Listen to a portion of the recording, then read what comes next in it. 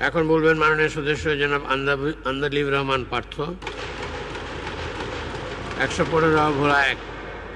আপনার সময় 12 মিনিট। বিসমিল্লাহির রহমানির রহিম। মাননীয় স্পিকার, আপনাকে ধন্যবাদ।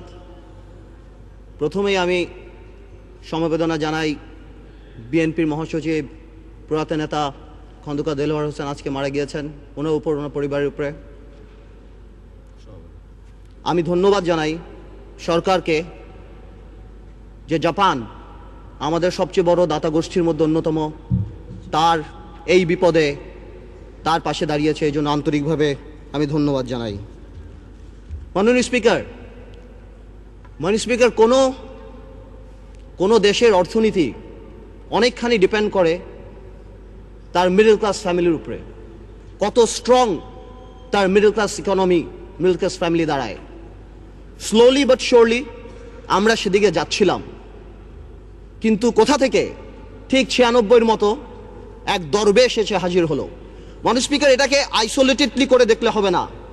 আজ থেকে 3-4 বছর আগে যারা সেলফ ডিক্লেয়ার্ড ব্যাংক্রাপ্ট ছিল, আত্মস্বীকৃত দেউলিয়া, যারা নিউজ পেপারে বলেছিল 700 কোটি টাকা 800 কোটি টাকা লস, যাদের 1000 কোটি টাকা বরং, সেই দরবেশরা এই 2 বছরে ব্যাংকের টাকা শোধ করে আরো 10,000 কোটি টাকার মালিক হয়ে গিয়েছে এই দরবেশ এবং তার সাথে তাদের বিভিন্ন মুরিদ।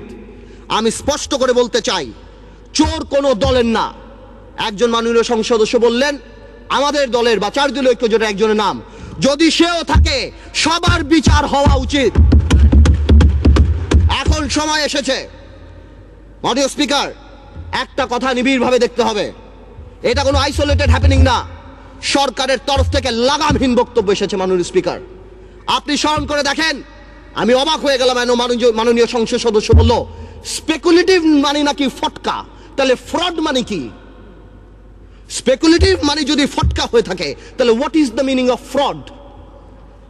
একবার মাননীয় অর্থমন্ত্রী বললেন এখানে হতেই পারে, মাননীয় অর্থমন্ত্রী বললেন এগুলি হতেই পারে। ডক্টর মশিউর রহমান বললেন this is none of our concern, share market আমাদের কোনো চিন্তার ব্যাপার না। সরকারের তরফ থেকে তা বলা হলো এতে বিরোধী দল দায়ী। মাননীয় স্পিকার, এই কথাগুলি শেয়ার মার্কেটকে অ্যাগ্রাভেট করেছে। তারা ট্রান্সফর্মার লাগিয়েছে, রেগুলেটর লাগিয়েছে, এটা লাগিয়েছে, ওটিয়ে লাগিয়েছে, কোনো লাভ নাই। তারা ডেকে এনে মানুষকে ইনভেস্ট করেছে। 30 থেকে 40 হাজার কোটি টাকা বিদেশে চলে গেছে। মাননীয় স্পিকার, গত 2 বছরে 12 লক্ষ বিও অ্যাকাউন্ট হয়েছে। এর আগে আরো 20 লক্ষ ছিল, এর মধ্যে 8 লক্ষ শুধু আমাদের মা বোনেরা। মাননীয় স্পিকার, আমার যদি বিও অ্যাকাউন্ট থাকে, if I have a BO account, naturally my mother, my sister, my friend সবাই আমার উপর ডিপেন্ডেন্ট থাকে। এক বিও অ্যাকাউন্ট দিয়ে 5 জন, 6 জন, 10 জন কাজ করে। আপনি জানেন বাংলাদেশে কোনো ব্যবসা বাণিজ্য এখন নেই, সারা পৃথিবীতে মন্দা। এই মুহূর্তে সবাই 2 লাখ টাকা 5 লাখ টাকা ইনভেস্ট করে 5,000 টাকা কামাই করার জন্য চেষ্টা করেছে। এটা কি কোনো অপরাধ?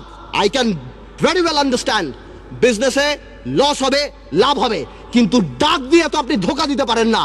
বারবার ডেকে এনে শেয়ার মার্কেটে ইনভেস্ট করিয়ে তাদেরকে রাস্তায় ফেলে দেওয়া হচ্ছে।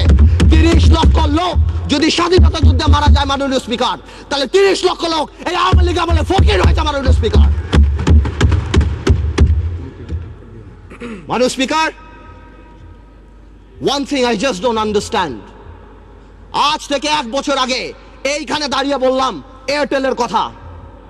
এই এয়ারটেল 2000 কোটি টাকার শেয়ার কেলেঙ্কারি করে বাংলাদেশকে 95 কোটি টাকা স্ট্যাম্প ডিউটি দেয়নি। সারা বাংলাদেশ যখন বিদ্যুতের জন্য পাগল, এক আরবিতে 2,80,000 অ্যাপ্লিকেশন আছে বিদ্যুতের, 5 লক্ষ শুধু আছে বিভিন্ন কলকারখানা প্রতিষ্ঠান, বড় ছোট দালানের। 210টা টাওয়ারে নির্বিচ্ছিন্ন বিদ্যুৎ সংযোগ দেওয়া হচ্ছে এই এয়ারটেলকে। কেন মাননীয় স্পিকার, আমরা জানতে চাই। আমি জানি আমার এই কথায় এয়ারটেলের করাপশন বন্ধ হবে না, ইনভেস্টিগেশন হবে না, তবে the time has come, I want to urge the people of Bangladesh যে আপনারা এয়ারটেলকে প্রত্যাখ্যান করেন। যেই কোম্পানি ইস্ট ইন্ডিয়া কোম্পানির মতো এত কোটি কোটি টাকা ট্যাক্স ফাঁকি দিয়ে, স্ট্যাম্প ডিউটি ফাঁকি দিয়ে এই দেশে ব্যবসা বাণিজ্য করছে, তাদের ইন্টেনশন ভালো না। আমি সবাইকে অনুরোধ করব বাংলাদেশের যে আপনারা এয়ারটেলকে বয়কট করেন, পাবলিকলি বয়কট করেন। মাননীয় স্পিকার, সন্ত্রাস, সন্ত্রাস আর পাওয়ার প্ল্যান্ট। একটা কথা আমি শুধু বলবো, একজন মাননীয় সংসদ সদস্য বললেন ইলেকট্রিসিটিতে নাকি দেশ প্রেগনেন্ট হয়ে গেছেন। I am not use to this languages, but আমার জবাব দিতে যখন দেখি চানাচুর কোম্পানি, ফার্নিচার কোম্পানি, নাম নিচ্ছি অটোবি, যারা সারা জীবন ফার্নিচার বানিয়েছে তারা বিদ্যুৎ প্ল্যান্ট পেয়েছে, আমার মনে হয় এই প্রেগন্যান্সি খুব তাড়াতাড়ি মিসক্যারেজ হয়ে যাবে এবং এই দেশে বিদ্যুৎ আসবে না। আমরা চাই, আমরা দেখতে চাই যাতে বিদ্যুৎ আসুক। আমি যদি দেখি গাধাকে দিয়ে ঘোড়ার রেস দৌড়ানো হচ্ছে, আমি জানি এই গাধা গন্তব্যে কোনোদিন পৌঁছাবে না। মাননীয় স্পিকার, ডক্টর ইউনূসকে নিয়ে কিছু কথা না বললেই নয়। মাননীয় speaker, I will not go into the details of the law. তবে অনেকেই বলে যে ল ইজ ইকুয়াল। এখানে অনেক বড় বড় কনস্টিটিউশনের বিজ্ঞ লোকেরা আছেন, তারা যদি থাকতেন আরো সুবিধা হতো।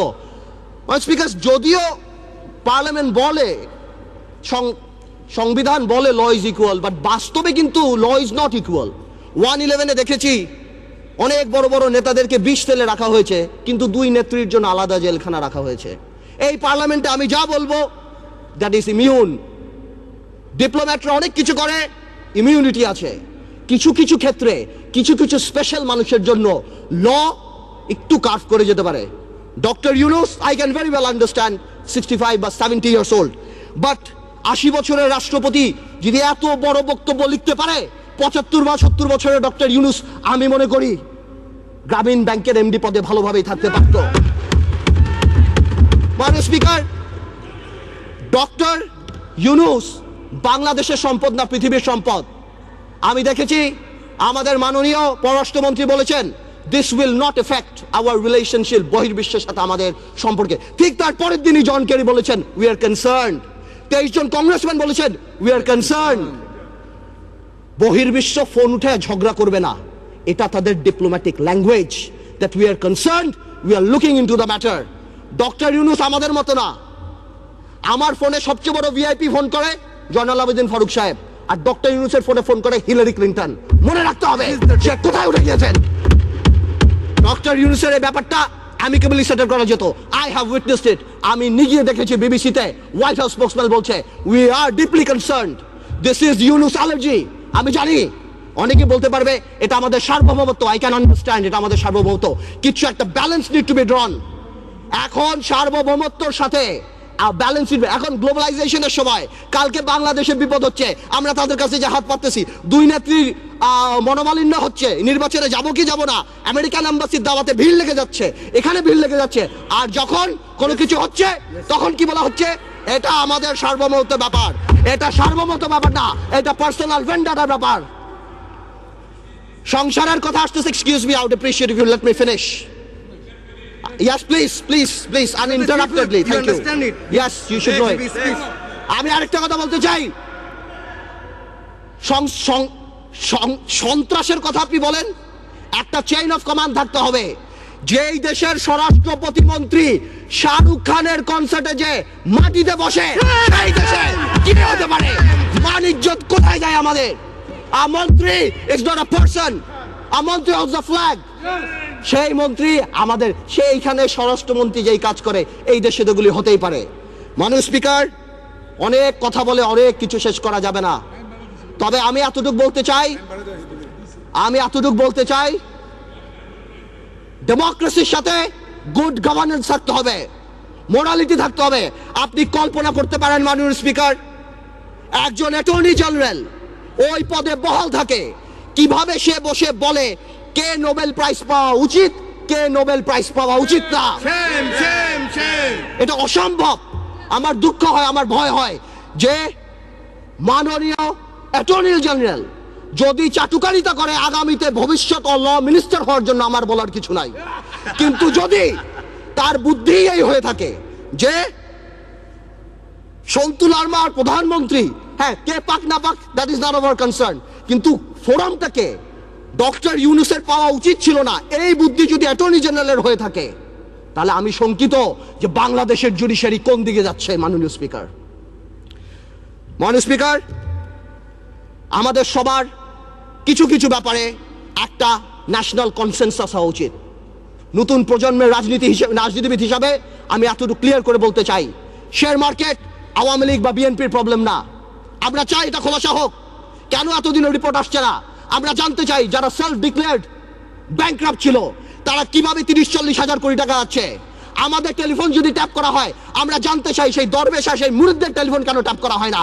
আমরা জানতে পাই ফোনগুলি কোথায় যায়। এবং আপনার সমন্বয়হীনতার ব্যাপার দেখেন, সরকার যখন বলে ডাইরেক্টলি এর মধ্যে বিরোধী দল ইনভলভ, ঠিক সেই মুহূর্তে আমাদের মোস্তফা কামাল সাহেব যে অর্থনীতি মন্ত্রণালয়ের সংসদীয় কমিটির চেয়ারম্যান, সে ডাইরেক্টলি বলে আমার কাছে তেমন কোনো ইনফরমেশন নাই, আমি তো জানি না। What a mockery! এটা প্রধানমন্ত্রী রাজনৈতিক স্টেটমেন্ট দিয়েছে, উনি ইনফরমেশন দিবে কিভাবে? মাননীয় স্পিকার, প্রথম আলোতে দেখলাম ওনার কোম্পানির 10 টাকা শেয়ার নাকি 290 টাকা হয়েছে। উনি মাশাআল্লাহ 1200 কোটি টাকা কামিয়েছেন, আলহামদুলিল্লাহ। এই টাকা দিয়ে করবে কি? 1200 কোটি টাকা দিয়ে বানিয়েছেন। এই সমন্বয়হীনতার অভাব, বারবার যে কোনো কাজে ডিউ ডিলিজেন্স ছাড়া বিরোধী দলের উপরে আঙ্গুল উঠিয়ে দেওয়া আর শুধুমাত্র বলা এখানে করাপশন, এখানে করাপশন, হাজার হাজার। আজকে শেয়ার মার্কেট আবার ফল করেছে, ডেকে এনে ফল করায়। মাননীয় স্পিকার, আমি আরেকটু সময় নেব আমার এলাকা নিয়ে কিছু কথা না বললেই না। মাননীয় স্পিকার, আমার ভোলা নিয়ে আমি এর আগেও বলেছি, আপনাকে 2 মিনিট সময় বাড়িয়ে দেওয়া হয়েছে, বলুন। থ্যাংক ইউ মাননীয় স্পিকার। আমার ভোলা নিয়ে আমি কিছু কথা বলিনি। আমার ভোলার নদী ভাঙনের একটা বিরাট প্রবলেম দেখা যাচ্ছে মাননীয় স্পিকার। আমি দেখছি আমাদের 15 কোটি টাকা অফকোর্স ফান্ড দিয়েছে এলজিএডি মন্ত্রণালয়, অন্যভাবে কিছু কাজ হচ্ছে, কিন্তু এই কাজ করে কোনো লাভ হবে না আমার ভোলাতে। আমার ভোলা ইভেনচুয়ালি থাকবে না। আমি আপনার সাথে কথা বলছি, এই মুহূর্তে ভোলা 5 ফিট 10 ফিট ভেঙে গেছে। আজকে যদি এখানে মাননীয় সংসদ সদস্য তোফায়েল আহমেদ স্যার থাকতেন, অবশ্যই সে আমার সাথে একমত হতেন। আমাদের সবার দায়িত্ব ভোলার জন্য কিছু কাজ করা। ভোলাতে অনেক ইনফ্রাস্ট্রাকচার আছে, ভোলাতে অনেক গ্যাস আছে, অনেক অপরচুনিটি আছে কাজ করার। আমি আপনার মাধ্যমে সরকারের কাছে অনুরোধ করতে চাই যে আমাদের ভোলাকে বাঁচানো উচিত, নদী ভাঙন নিয়ে কিছু কাজ করা উচিত। আমি আরেকটু অল্প সময় নেব মাননীয় স্পিকার।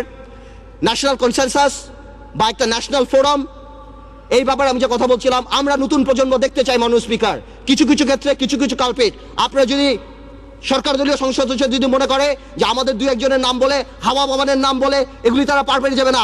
একটা হাওয়া ভবন যদি থেকে থাকে, এই আমলে শত শত মুশকিল আহসান সেন্টার বের হয়েছে মাননীয় স্পিকার। আপনি যদি সেখানে যান, আপনার মুশকিল আসান হয়ে যাবে মাননীয় স্পিকার। আপনি দরবেশের মুরিদ হবেন, আপনাকে ভূ দিবে, 2000 কোটি টাকা মালিক হয়ে যাবেন। শত শত লোকসানের কোম্পানি, জিএমজির মতো কোম্পানি, ওয়েস্টিনের মতো কোম্পানি আপনি নিয়ে যাবেন 20 কোটি টাকাকে বিলিং ভ্যালুতে বড় করে আপনি শেষ করে দিবেন। আপনি হঠাৎ রাতারাতি 40 কোটি টাকার মালিক হয়ে যাবেন। সর্বশেষ আমি একটা কথা বলবো, আমি সরকারকে আন্তরিকভাবে ধন্যবাদ জানাই যে সরকার এই দরবেশ বাবাকে বাংলাদেশের অর্থমন্ত্রী বানায় নাই। যদি বানাতো, দেশটার প্লেসমেন্ট শেয়ার বের করে, দেশটার বুক ভ্যালু বের করে এখন মার্কেটে বিক্রি করে দিত। আপনাকে ধন্যবাদ মাননীয় স্পিকার।